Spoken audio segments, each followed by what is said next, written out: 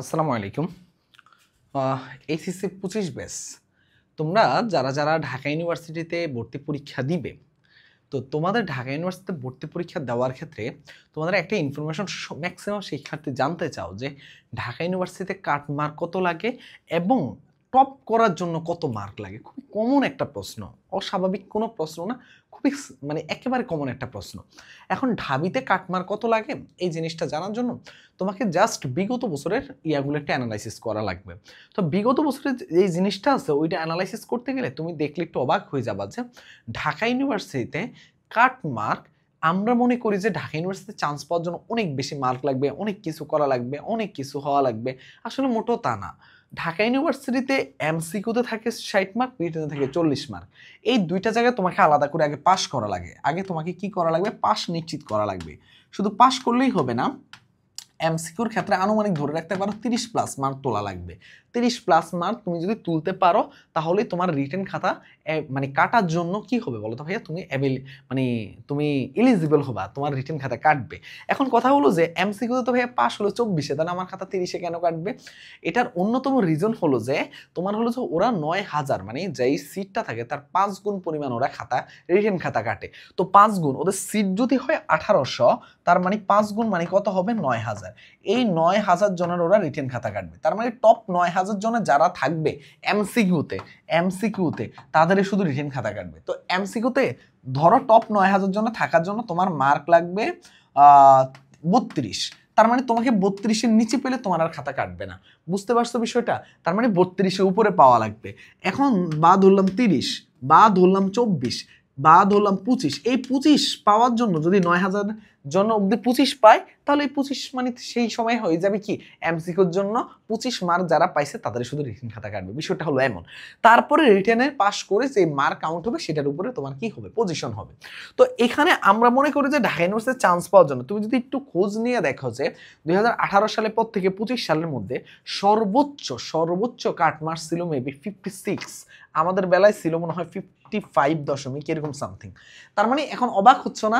তুমি জানো ঢাকা ইউনিভার্সিটিতে 2019-20 সেশনে তোমার 50 থেকেও ডাক পেয়েছে, 49 থেকেও ডাক পেয়েছে।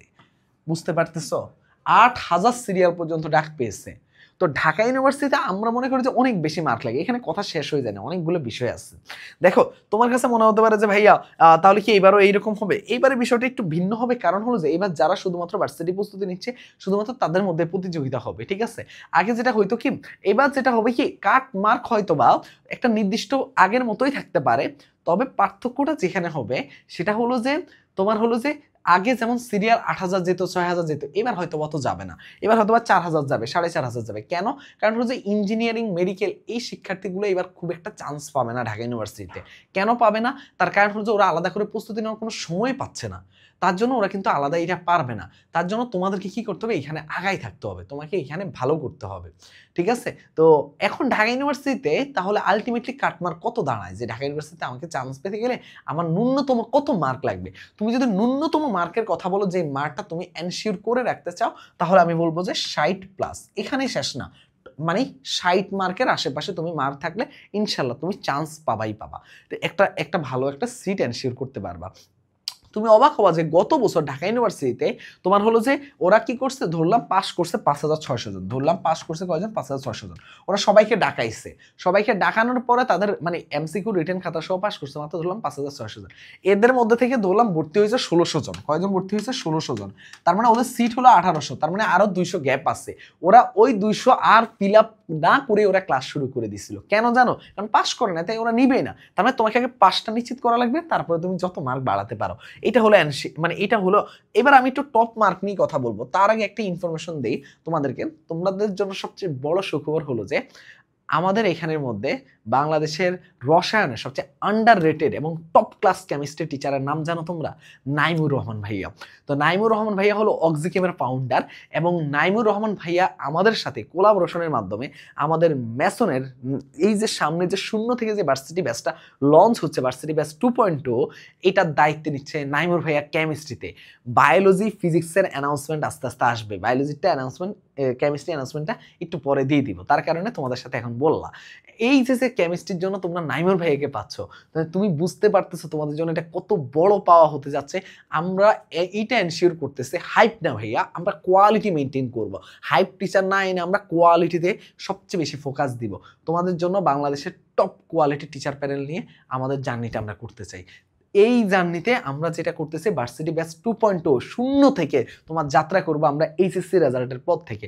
আমাদের কোর্স লঞ্চটা হবে 12 তারিখে, এবং সবচেয়ে বড় যে বিষয়টা, এটা হলো সবচেয়ে ইম্পর্টেন্ট বিষয়, কোর্স লঞ্চের পরে আমাদের ক্লাস শুরু করব আমরা। তোমাদের রেজাল্ট 16 তারিখে দিলে তার 2 দিনের মাথায় আমরা ক্লাস শুরু করে দিব। এবং এই ব্যাচটাতে আমরা 1.5 মাসের মধ্যে সিলেবাস, আমরা ডিসেম্বরের 5 তারিখের মধ্যে সিলেবাস কমপ্লিট করে তোমাকে রিভিশনে নিয়ে যাব। এবং রিভিশন শুধু একবার না, এই ঢাকা ইউনিভার্সিটি পরীক্ষার পরে রাবি জাবি চবির আগে আরেকবার রিভিশন দেওয়া, এই সব কিছু আমরা কমপ্লিট করাবো। তার মানে হলো যে এই একটা ব্যাচ দিয়ে তোমার ভার্সিটির সব প্রস্তুতি কমপ্লিট হয়ে যাবে। এবং এতটা স্বল্প মূল্যে রাখছি এই কোর্সটা, যাতে তোমরা সবাই এফোর্ড করতে পারো। কারণ অনেক জায়গায় তোমরা ভর্তি হয়ে এখন আমাদের কাছে আসবা শূন্য থেকে যাত্রা শুরু করার জন্য, যাতে সেটা এফোর্ড করতে পারো, সেই জন্যই আমরা এত বড় আয়োজন করতে যাচ্ছি। এবং ফিজিক্স এবং ম্যাথে আমাকে তোমরা একদম 100% আমার সব কিছু জুড়ে তোমরা পাবা ইনশাল্লাহ। তোমাদেরকে কথা দিচ্ছি, কোয়ালিটি কি জিনিস সেটা আমরা এনশিওর করব আমাদের ভার্সিটি অ্যাডমিশন ব্যাচের মধ্যে। আমরা এখন হাইপ না, আমরা কোয়ালিটি দেখাবো ইনশাল্লাহ, ঠিক আছে? এবং তোমাদের জন্য আরও সুখবর হলো যে বায়োলজিতে তোমরা যেই ভাইয়াকে পছন্দ করো এমন একটা ভাইয়াকে আমরা নিয়ে আসতেছি ফিজিক্সের মধ্যেও। তো ইনশাল্লাহ ইনশাল্লাহ ইনশাল্লাহ এই ব্যাচটা লঞ্চ হবে, কিন্তু লঞ্চ হওয়ার আগে তোমাদের একটা প্রি বুকিংয়ের আমাদের লিঙ্ক থাকবে প্রথম কমেন্টে, ওইখান থেকে প্রি বুকিং করলে তুমি 500 টাকা অফার পেয়ে যাবা। আর আরও বিস্তারিত যদি জানতে চাও তাহলে কষ্ট করে একটু আমাদের 01314770610 এই 4770610 এই হোয়াটসঅ্যাপ নাম্বারে মেসেজ দিলে বাকি সব কিছু বিস্তারিত তুমি ওখান থেকেও জানতে পারবা। বাট টিচার প্যানেলটা আস্তে আস্তে আস্তে আস্তে অ্যানাউন্সমেন্ট আসবে। বাট তোমাদের খুশির সংবাদ হলো কেমিস্ট্রির যে এত টপ ক্লাস টিচারকে আমরা আনছি, তোমরা জাস্ট একটু আন্ডার রেটেড বাংলাদেশের যে কেমিস্ট্রি টিচার লিখে তোমরা সার্চও দাও, হয়তো বা তার নাম আসবে। তুমি যদি একটু তার ইউটিউব চ্যানেলে যাও, অক্সিকেম লিখে যাও, তাহলেই তুমি বুঝতে পারবে যে কোন লেভেলে কেমিস্ট্রি টিচারকে আমরা নিয়ে আসছি। শুধু একটা কারণে, শুধু তোমাদের জন্য, শুধু তোমাদের কথা বিবেচনা করে এই টপ লেভেলের টিচারকে নিয়ে আসা। কেমিস্ট্রি আর ম্যাথে তো আমাকে পাচ্ছই, বায়োলজি ফিজিক্স খুব দ্রুত অ্যানাউন্সমেন্ট আসবে। ওকে, এবার দেখো ভাইয়া, তাহলে এমসিকিউ আর রিটেন চলে গেল তোমার, ঠিক আছে? ক্লিয়ার। এবার আসো টপ মার্ক। টপ মার্ক মোটামুটি তোমরা যদি 70 থেকে 75 এই মার্কের উপর কেউ পায়, তারা সবাই টপ 1000-এর মধ্যে ঢুকে যেতে পারে। তার মানে টপ, আরও যদি টপ 100 বলো তাহলে 80-এর উপর মার্ক পেলে তুমি 80 ইয়াতে টপ 100-এ ঢুকে যেতে পারবা। আশা করি যে এটা খুব বেশি আসলে তোমাদের পার্থক্য হবে না বিগত বছরগুলোর সাথে। আশা করি এটাই থাকবে।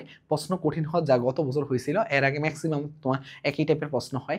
ইনশাল্লাহ কঠিন হলো একই টাইপের কাটমার পাশাপাশি থাকে, খুব বেশি পার্থক্য হয় না।